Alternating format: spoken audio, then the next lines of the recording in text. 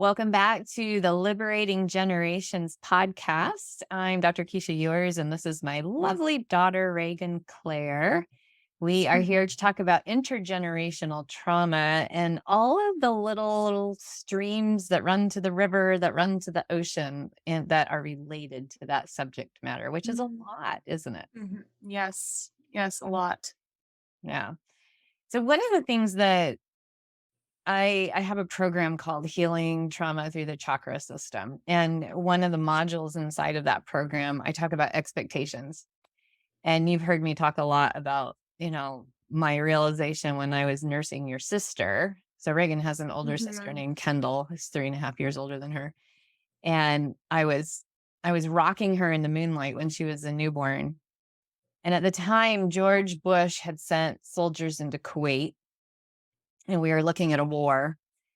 And I remember looking down at this beautiful infant face and going, if presidents and monarchs and rulers of countries nursed babies, they probably wouldn't be so willing to Mm. send other people's children to war.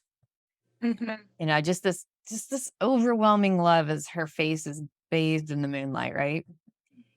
And then the next thing that came into my mind at that moment was, hmm, how, oh, Hmm.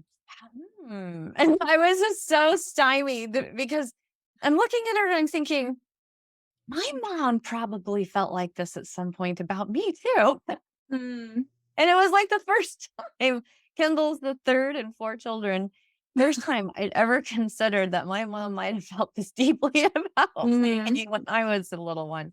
And I thought, well, gosh, how come that's so hard for me to imagine at Mhm. this age, right? I was like barely 30 or 29 at the time. Mhm. And I thought, oh, and how do I make sure that this little baby and my boys don't grow up having to have a stretch in their imagination that their mother just loves them profoundly, deeply, unconditionally, Mhm. and will do anything, to keep them safe. As I was looking at her while she was nursing and rocking there in the moonlight, I remember thinking, where did it go wrong for my mom and me? Mhm. And there's a whole story about not bonding with her because for 10 days she was hospitalized after I was born and she didn't hold me and I was in the nursery. So that's a big, not bonding at the same time, period of time that I was there bonding with Kendall. Mhm.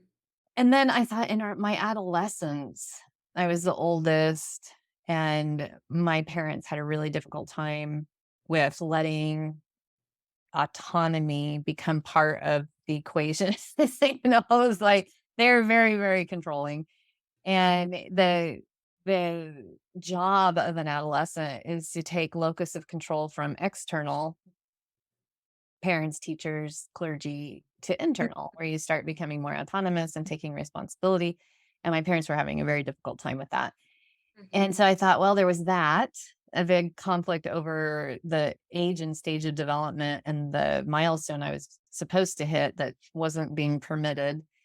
Mhm. And then another thing I thought about was my parents when I was growing up would talk badly about their parents at the dining room table. And and I remember thinking, I wonder if that gave me permission to think that my Mhm. parents aren't somehow hitting a mark in my own mind about what I think a mother should be, or a father should be, or a family should look like. Mhm. And in that moment, I realized I'd frozen my mother in time, probably to my 15-year-old self, and she'd frozen me in time, probably to my 15-year-old self.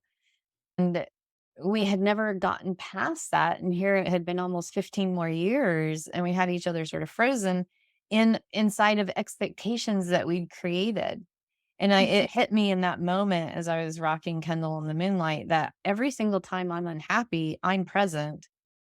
Hmm. And maybe, hmm, Mhm. that has something to do with the way I perceive things. And maybe it has to do with my expectations. And all of a sudden I got it like, oh, anytime anyone's unhappy, it's because their expectations aren't met. And Mhm. those expectations need to be examined because, we have this on when we do plant medicine and trauma healing journeys. That's part of the agreements that are on the wall is Mhm. other people have not agreed to your expectations. Yes. And it's Right. because of that moment in time when I was 29, Mm. when I really got that, like, oh, I'm the one that has the expectations and I'm expecting everybody else to meet them. Well, that's not really fair. They haven't agreed to that. Mm. And I've coined this term inside of the teachings that happen inside of trauma healing, this term disappointment intolerance. And it's when we're Mhm. disappointed that our expectations haven't been met. And then when we're intolerant to that disappointment, how we react versus respond. Are we Mhm. able to self-soothe, examine our own expectations, shift those expectations, or do we continue to hold another person responsible for meeting our expectations? Mm. That was a mouthful. That's so important. This is such an important topic. I feel like you should repeat that last sentence that you just said. 'Cause yes, it is a mouthful, but it's really important to drive home. Yeah, so the invitation is to notice that, well, there are two kinds of expectations.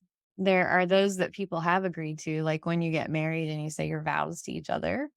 Right. That's a shared expectation. Mhm. Or when you go into a human resources department and you sign a contract for employment that says, I'll show up at this time. These are my duties. I agree to perform. I agree to abide by the ethics and standards and values of the company. And then you agree to pay me this amount of money and have these benefits. Those are shared expectations that have been mutually agreed upon. Those are called explicit expectations. Right. Implicit expectations are a set of expectations that you have that no one else has agreed to. Right. A lot of people have a lot of expectations that are implicit Mm. toward life, God, or the divine, or however you want to say Mm. that, that are really interesting, because if I I remember when, again, it was kind of at the same time period, someone was going to sue a surgeon in the hospital where I worked. I worked in the ICU, and I was being named in the lawsuit because I brought this patient back. Uh, they coded and I brought them back. Mm. And the surgeon had made a mistake. And I was able to explain everything and soothe the family. And this patient lived and got transferred to another hospital. And all these things happened. Well, I got named in the lawsuit. And I Mm. was so upset. And I was frantically upset. And I called an attorney friend of mine.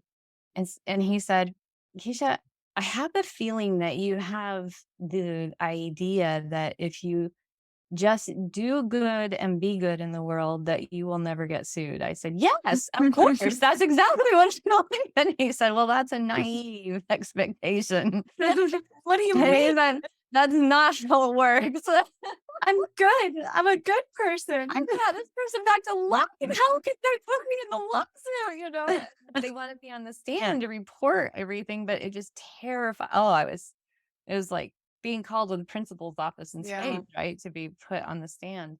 They wound up settling out of court, and I never had to get an attorney and go to court, but just the anticipation of it had me sleepless. I couldn't eat. Mm. I was a neurotic mess. And when I think back at that little version of myself in her 20s who really believed if you just do the right thing, that the world will show up in a way that supports you. And I Mhm. think that a lot of people have that implicit expectation of life that if they just behave, they do good in the world, they're kind to Mhm. everybody, that they'll never be challenged. Mhm. They'll never have unfair things occur in their lives, things that they feel they don't deserve. Mm. Oh, that's so wrong. Yeah. I'll never forget my friend Doug saying that. Yeah. Um, that's a naive expectation. Like, Yeah. okay. He said that's why people like me, he was an attorney, do what we do for a living is Right. to, protect and defend and support people that need a voice when something Mhm. happens, that you can't control or is unexpected. Mm. So these are all cases of disappointment, intolerance, right? I was so disappointed that I'd gotten called into this lawsuit, which is the only one I've ever been called into, and it just was burned into my mind, the fear and anxiety around it. Mm. Nowadays, I have a better understanding of life, Mhm. but I think a lot of people think if I live a righteous life, Right. God will protect me, right? Right. Nothing bad will ever If happen. I am a good person, then I deserve good things. Yes, Mhm. I'm entitled. I'm entitled. All the bad people out there that are doing bad things, Mhm. they deserve to Right. have bad things happen to them. Mhm. So that's a really, again, like if I use Doug's words, it's a naive expectation of life. It doesn't really happen that way, right? Yeah, and I think anytime we fall into the trap of saying, "I deserve this," Oof. that Or I is, don't deserve it. or "I don't deserve it," yeah, that is a form of entitlement. Hmm. Yes. So I think Enneatype has a lot to do with this, with what the flavor of our Yeah, expectations are, right? right. The flavor Absolutely. is. Absolutely. So, you being a 2, you're driven you were driven at the time in your late 20s by needing to be seen as good, needing to Yep. be seen as helpful, just a very loving, giving person. Then, of course, someone calling you into a lawsuit Yes. when the ego at that time was so driven by needing to be perceived as that Right. image, your ego was, like, brought into question. Oh, there was such an emotional response too, which Yeah. is so fascinating because, I mean, lawsuits are not about emotion. They're just Right. about facts, Right. And so it was really, yeah, my twos are geared towards histrionic when they go Mhm. all the way to the end of the spectrum. Oh, I Yeah. was hysterical. Yeah. I think that's a gift twos are given oftentimes. I Mhm. know when I was 17, my first boyfriend, when we were breaking up, told me that I wasn't a good person. And I remember, yeah, that histrionic thing just being thrown for a loop, just sobbing. My Mhm. entire image of myself just crumbled around me. So yeah, I think when our Enneatype is running the show in that way, uh, it can be really helpful to have that type of mirror in front of us to help kind of Mhm. call our ego into question and and say, okay, this is not really my true nature. This isn't Mhm. this isn't it. I did Landmark a long time ago, the Landmark Forum, and I remember one of the facilitators telling me that I wasn't a nice person. Hmm. And it was Hmm. the first time that I didn't know about the Enneagram yet. It was the first time I got a glimpse of someone going behind that mask and putting a mirror up so I could look in there and say, "Your kindness is a form of manipulation. It's an Yes. emotional manipulation to get what you want. That's Mhm. not kindness." Mhm. And just feeling so much shame, Right. it was like I froze. It was like, Yeah. "What?" And being disappointed that when I hand out my script for Mm. what I want to be seen and treated in the world, other people don't agree to it because they have their own script, or a better self mastery of their own minds than I did at that time. Yeah. Then it's very difficult. And this is why I call it intolerance to disappointment. Right. Right? We're disappointed because the people around us aren't agreeing to what we want from them. Mhm. Life is not agreeing to what we want from it. And the things that we have set up, you could think of as like little shells, outside of us that each shell has a label on it that we think is going to make us happy. So love and romance and Mhm. money, wealth, security and image, success, fame, whatever that is for each of us, that those things get moved around and we keep trying to control them so that we feel good about ourselves. And it is just that, it's a shell game Mhm. and it's so empty, Mhm. devoid of any worth. Absolutely. And so life has a way of picking away at that. Right. Right. So then the practice of non-attachment comes in. Mhm. Right. Or, and finding that your nature is already worthwhile. It isn't about something Yeah. that you earn or who you're with or the level of education you have, your Right. title, your whatever it is, how people see you. It's Right. not it's not about your level of security, wealth, Mhm. image. It's none of that stuff, right? That stuff all will change. And no Yep. matter what, some of the harsh truths are, and we will become disappointed is you will have money, you will enjoy it, and then you won't have money. And if you haven't learned that money is not the cause of happiness, then when it Mhm. goes away, it's going to cause a lot of angst, a lot Yes. of suffering, and intolerance to the disappointment. Mhm. And I've been through two economic huge downturns Yeah. and watched people really suffer, from that. And it's been this very fascinating look at okay, it's just like waves in the oceans. Mhm.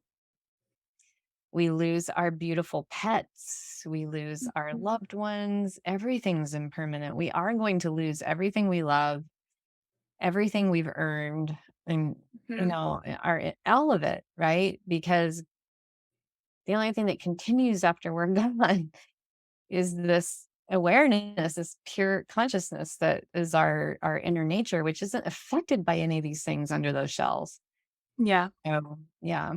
It's like as soon as we're brought onto this earth, our entire lives are filled with things that are meant to distract us from really understanding what our true nature is. Mhm. And so it's kind of like the whole the whole reason we're here is to figure out a way to get back to that remembering.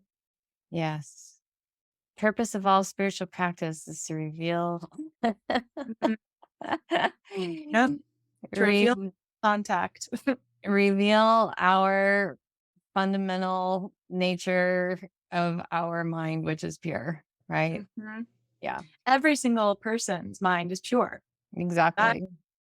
that's what's so helpful when And not their thoughts. That's not no. what mind is, but that Mhm. pure awareness that you are, your Christ consciousness, Buddha nature, whatever you want to say, your divine spark, yeah, that is pure and untouchable. Yep. And it's not affected by how much money you have, who you're dating, who you're Mhm. married to, who has just died that is beloved to you. All of those things are part of, the world cycles that we live in. Yeah. So then the work comes in when we inevitably encounter people that trigger us that we might not get along with. Hmm. The work comes in of seeing that in them, Right. s- sending compassion, love, the most, I would say, toward the people Hmm. who trigger us. Can you be excited, happy for the success and happiness of somebody that has hurt you? Mm. Or are Right. you so intolerant to disappointment and hold on to the pain that you want to put up obstructions and judge them and wish them ill, right? That has a lot of negative karma So attached much to it. negative. Yeah, so Yeah. much negative karma. Yeah. Yeah. The what's so interesting, I mean, it's drinking the poison hoping the other person will die from it. It's creating so much bad karma around yourself. It's when you feel into the energy of judging another person, of gossiping about another person, of wishing ill will on another person, that energy is so muggy. It's so gross. It's heavy. Yeah. Like when you really look at it, it's sticky Yeah. almost, like when you feel into it. And yeah, Doesn't so cause you liberation, freedom, no, peace and contentment to wish ill on another person no, or to you're hold like, yourself rigidly, like they're going to hurt me. You can have boundaries yeah, and still send compassion, right? You don't have to be their friend. You don't have to hang out with them. Yeah. yeah, And you re- can wish them all the best in the world and be genuinely excited for another person's success. It doesn't take away anything from you. Yeah. right, Yeah. right. That's a big one. Yeah. So I did this little diagram with the last journey, which I don't expect anyone to read, but it's a flow chart, which is kind of helpful. And what it says is how we begin in this process is karma we bring in. If you don't have to believe in that, just if that aligns with your belief system. Your human design, which is based on your genetics and astrology and the I Ching, you don't also have to agree with that, whatever that is for you. Your genetics and your culture, which we can agree psychology's already said nature and nurture will impact, right? So Right. genetics and culture would be those nature nurture parts. And those serve to create the next one, which is childhood expectations when you are still in a place of innocence. Mhm, So our journey as humans goes from the loss of innocence to wisdom. And mhm. the pathway through that is trauma, Yeah. being disappointed, having Mhm. our expectations not met. That's going to happen. So every single person hits this third one, which is betrayal or Yep. rejection, heartbreak, trauma, some form of that. It's this big red button that we all go through thousands of times in our Yeah. lives as we move from innocence to wisdom. And in our early life, when we're children and we're still innocent, and these are new situations for us, we Mhm, feel quite powerless because we are, right? mhm. We're not autonomous beings when we're children and we don't have a fully developed brain yet. And so, we do have some powerlessness because we don't have autonomy. Right. So that forms our Enneatype. That's Mhm, where we start creating a strategy. mhm. Right. And so all of us manipulate. It's not just the twos. Twos do it through emotion. Yeah. But everybody in childhood learns how to manipulate to get their needs met. Whatever the strategy is a manipulation. You go, oh, Mhm. mom and dad or caregiver or teacher or mentor or whoever either negatively or positively reinforce some behavior and you go, that works. I'll keep doing it. Right. So that's your Enneatype. And then at some point we wind up getting disappointed because our Enneatype comes with a flavor of expectations and we start our script, right? And our family of origin kind of agrees to the script because that's Mhm. where we developed it and that's where we got positively reinforced for it. Then we go out into the world in terms of school, our friends' houses, church, whatever it is, sporting fields. And those people have not agreed to our Enneatype's expectations and will become disappointed. Yep. Mhm. When we have that lovely disappointment that leads to actual intolerance, okay, Mhm. where it's like, I wait a second, I don't even know what to do if you don't agree to this. Like the Yeah. story we've told on this podcast a couple of times is when you were a little girl, the little girls that made the I Hate Reagan Club. Well, Mhm. your policy was if I'm nice, people will like me. Yeah. You're like, wait a second. Wait a second. Why is that Wait a not? second, bitches. I know. My mom says if I'm My nice, then I mom get says I'm things. So nice. she calls me her sunshine. Wait a second. Do you know who I am? I'm sunshine.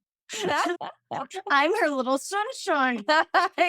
And so what'll happen with that disappointment and tolerance is it'll turn to bitterness and resentment, Yeah. right? And pain. Like we'll have this pain if this thing doesn't work out the way that we have typecast it down here.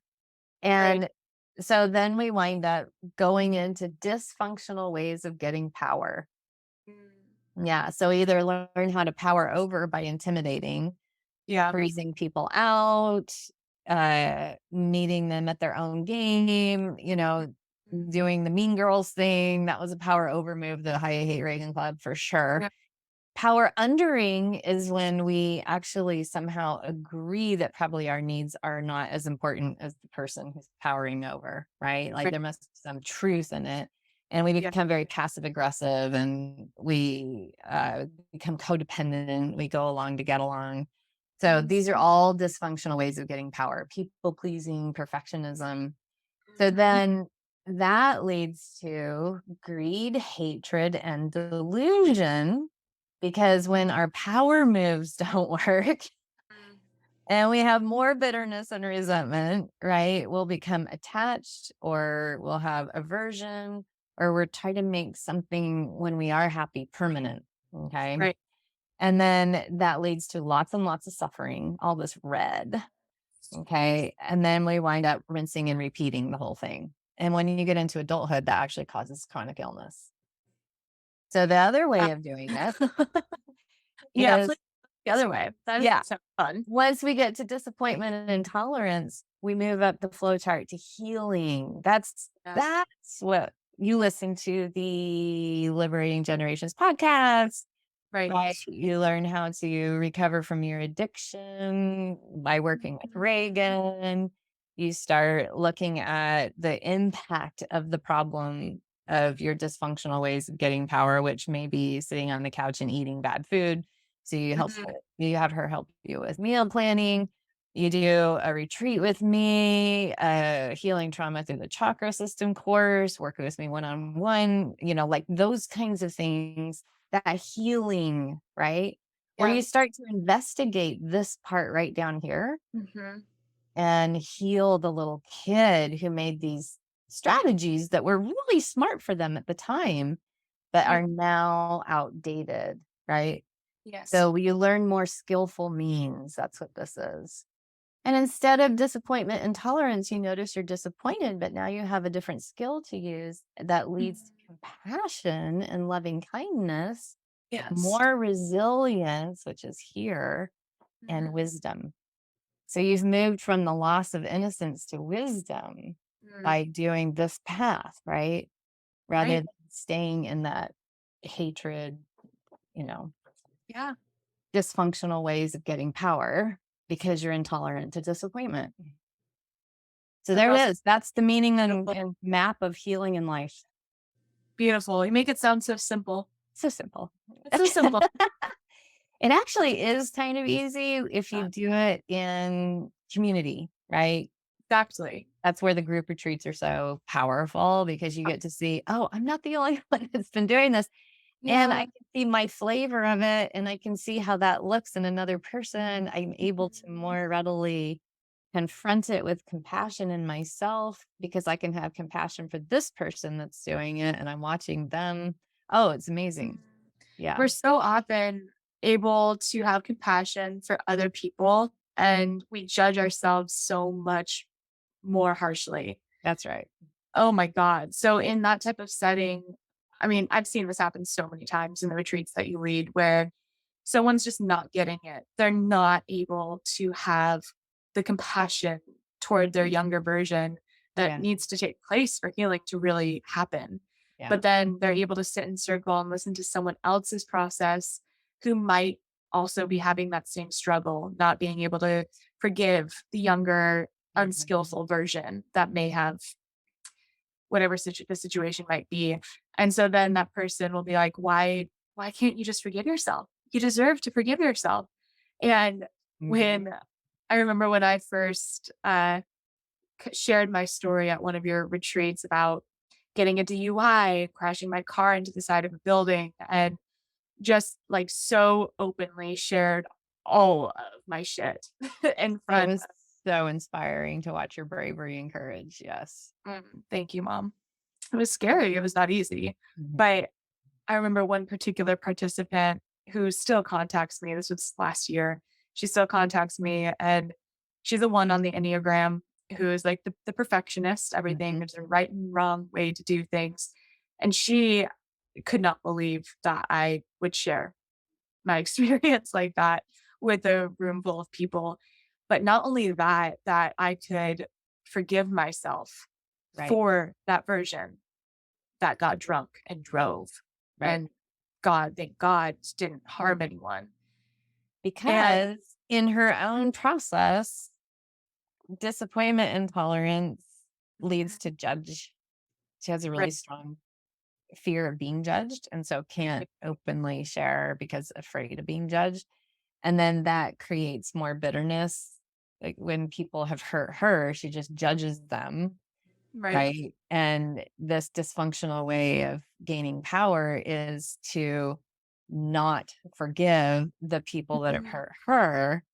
So right, she can't even understand how you could forgive yourself, right, right? And then put yourself out there and get with the fear of being judged, right? With the risk of being judged right. without realizing that actually what that's doing, it's helping in the healing process, right?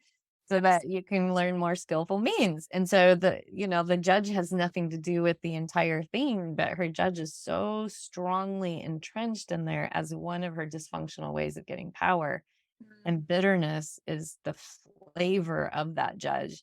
And she's right, not willing to let it go yet. right. Yeah. Oh, yeah, So this you were was very good for her to watch. Yeah. thank you. Yeah. Yeah. Yeah. All right. So disappointment intolerance. It's it's just one stepping stone on the road to chronic illness. Mhm, But it's the one that leads to those dysfunctional ways of when you feel powerless, of trying to be powerful, but it's by powering over or powering under. It's not coming at it with a lack of judgment and a power alignment, which something we should probably do a podcast episode about that. yes, I agree. More on that Power. More on that more later, more everybody. on that later.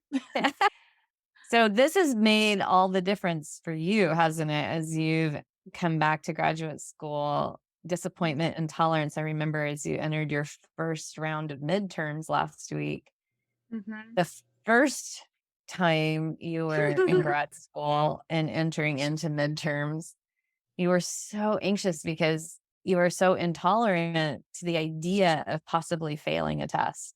Yeah, not only that, but I was intolerant to the idea of getting left behind in my cohort, being seen as less intelligent, Mhm. as not deserving to be there. All of these narratives, these stories that were just completely blocking me and causing so much suffering.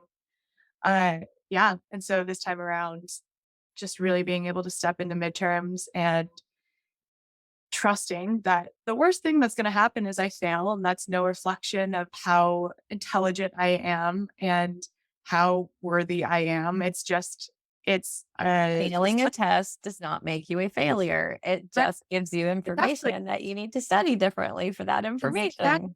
Yeah. exactly. And actually, in a weird way, it's interesting because I actually kind of like failing now. Uh, I Let's tell our audience you actually failed a test, one of your midterms, I failed one of my midterms, yeah, and like a champ. like a champ. I failed like a champ. Thank I you. mean, a champion. In the past, I would have been shaking and crying and saying, "I wanna come home. I'm not gonna be able to make it here," like, just going Mhm. to absolutely the worst case scenario. And this time, I saw that 61% on the screen, and I was like, "Oh, wow. I really didn't know that information as well as I thought I did." And it looks like I had to study differently. It was for a radiology class, and so it's actually a very important subject to know the material on. And I was able to just, see, okay, great. I just go back to the drawing board and I study harder, and this will just make me a better doctor in the long run. If I have to retake a class, then I'll just get to know that information even more, which there's no harm in that. I mean, So listen to this, everybody. I was so happy. Yeah. She's right. Last year, she would have been saying, I want to come home. I can't, I don't belong here. yeah. Yeah. And now, and this is the guidance I gave you last year too. If you fail a test, it just means you need to study differently on that material. Mhm. And that's all it is, right? Yep. And whoops, this time you actually did it. I know. It It was was so so crazy. beautiful to watch your process. Thank you. It was with ease and even some joy. It was Mhm. so beautiful. It was a recognition that that grade had no bearing on your worth. Yeah. Made this mama's heart Mhm. bloom. Yeah. I'm tearing up right now. I just feel so grateful that Yeah. I mean, I never thought that this would be something I was even capable of doing, of having this regulated nervous system where my anxiety isn't running the show anymore, where I'm not governed by my intrusive thoughts. I'm able to like really take that gap. And Mm. yeah, it's a really beautiful, liberating feeling. My little girl all grown up and saving child. That's a Mulan reference, everybody. Which I made that reference last week and my housemates didn't get it. How many of our audience are going to get that I Mulan know. reference? No one we do really obscure references in this household. They're mostly Disney related too. Or Harry Potter or Harry Potter. Yeah. Yeah. Yeah. All right. So that's a great example of going from disappointment intolerance to tolerance of disappointment with wisdom, Mm, right? It's yeah. keeping that attention on, oh, okay, this is just information. Here's how I adjust. And now Mhm. let's do the next thing without Mhm. having it be catastrophic. So, Yeah. Yeah. and I mean, I've gone through several things in my business. When you own your own business, this also is something that happens. And I remember the first time somebody gave me a terrible Yelp review, I went to bed seriously for 3 days. I thought, I mean, this is so dramatic, but I thought life wasn't worth living. Mm, It was a no, long time ago. uh, Now I realize, like, oh, I'm going to disappoint people yes. and I'm going to help other people. And just like some people disappoint me and some people help me, like, it's just the way it is. Right. And so Mhm. developing resilience in the face of disappointment is a Mm, really beautiful skill to learn. So, absolutely. yeah, Could not have said it better myself. The only thing that we can be absolutely 100% certain of is that we're going to disappoint people. we will. That's And life will disappoint us in many different ways. And so yes. it's just becoming tolerant and resilient in the face of it and saying, okay, what's the wisdom that needs to be learned in this one? Yep. Yeah. And always leading from integrity and love. Mhm. Yes. Yeah. All right. I think that's a good wrap. Yes. This was, as always, so lovely talking to your mom. You too. You too. I hope you feel empowered by your newly found skill set in the face of disappointment. Thank you. Well, it's all from learning from you. So thank you for being just such an incredible mentor Aw, and sharing your process along the way. back at you. And to everyone out there, we're here if you have any questions about this process. And Yeah. hope to see you at a retreat where you get to watch other people learning how to do it together as a tribe and community. Yes, please reach out. Taste Yeah. of Liberation is my Instagram. So Oh, yeah. Follow us on social media. yeah, yeah, don't hesitate to message if you're going through whatever it might be, addiction, disappointment, intolerance, anything. I'm here to talk. And so is my mom. Yes. Yeah. Info at drkeesha.com for retreats. And we have Instagram and TikTok. So, yeah. Did you know I have a Yeah, TikTok channel now? I didn't know you had a TikTok. Oh my God. Are you doing Dr. cute little Keesha has dance a on TikTok. it? No dances. No. I'll check you out. I Oh my God, you're don't know if killing it right anything's now. on it yet, but they built it. You're so young and hip. You're not like a regular mom. You're a cool Oh my mom. gosh. Bye, everybody, before we decelerate here. Yes. Until next time, be well.